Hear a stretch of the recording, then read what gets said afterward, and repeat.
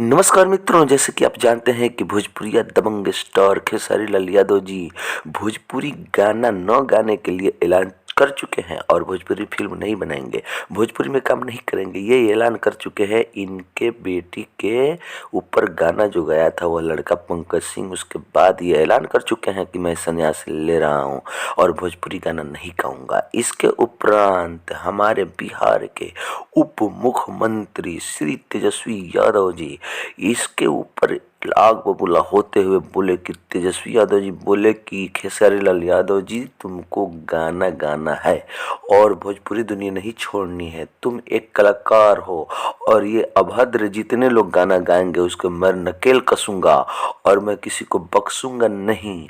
और तेजस्वी यादव जी ने बोल दिया है कि मैं सपोर्ट कर रहा हूँ खेसारी लाल यादव जी को और खेसारी लाल यादव को भोजपुरी दुनिया नहीं छोड़ने दूंगा और इसको गाना गाना पड़ेगा। इसके लिए मैं कुछ भी करूंगा। उप मुख्यमंत्री हूँ। धन्यवाद।